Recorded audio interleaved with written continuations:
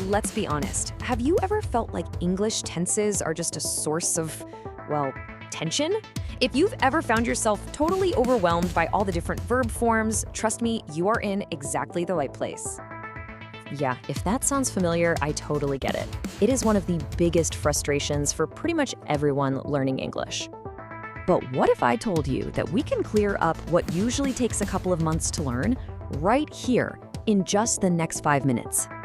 That's what we're gonna do. Let's finally make this simple. Okay, let's dive right in.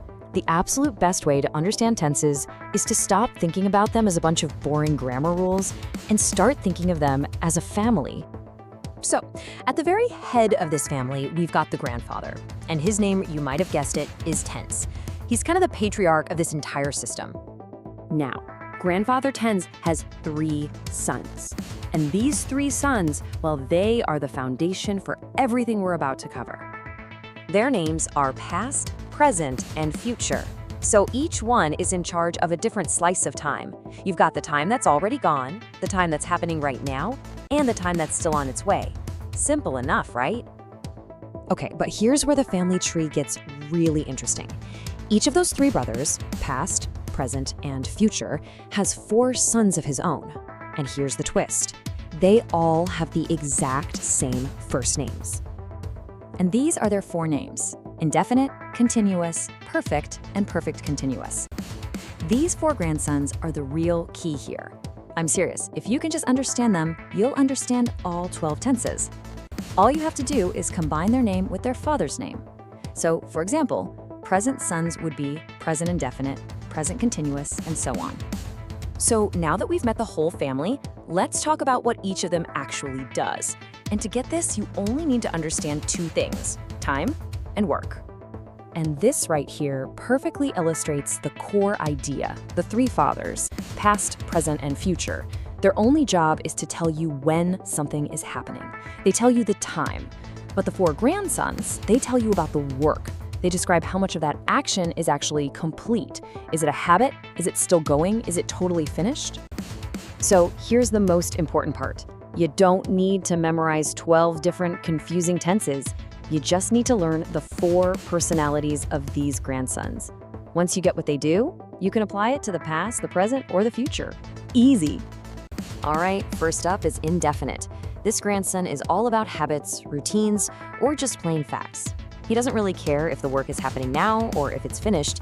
He just tells you that the action happens. Like, I drink coffee every morning, or the earth revolves around the sun. Next up, we have continuous. His job is super simple. He just tells you about work that is ongoing, that it's in progress. You can think of him as the right now guy. And his signature move, he always adds ing to the main verb. For instance, I am explaining tenses. Then there's perfect. And his name really says it all. He only talks about work that is finished, done, completed, perfected. His key feature is that he always uses the 3rd form of the verb, like in I have explained the first 3. The action is done. And last but not least, we have perfect continuous. Now, he's basically a mix of his 2 brothers. He describes an action that started sometime in the past, but is still going on. And he'll almost always include a time reference to tell you how long it's been happening. For example, I have been teaching for 5 minutes. Okay, so you've met the whole family, you understand what each of their jobs are. Now it's time for the golden tip that's going to put it all together and make this crystal clear for the rest of your life. And here it is. This is the entire system in one simple chart. Seriously, just think of it like a menu. All you have to do is pick one from the top row for the time, present, past, or future, and one from the side for the type of work. Let's try one. Say you need to talk about an action that was completed in the past. Okay, so you pick past and perfect. Look at where they meet, had plus the 3rd verb form. Simple. What about an ongoing action in the future? Just find future and continuous, and there's your formula. Will be plus the verb ing. Every single tense works exactly like this. It really is that straightforward. So what's the big takeaway here? It's that by understanding the roles of just 4 key players, those 4 grandsons, the entire confusing system of English tenses just unlocks. Suddenly, tense is no longer a source of tension. It's just a logical family system. It's child's play.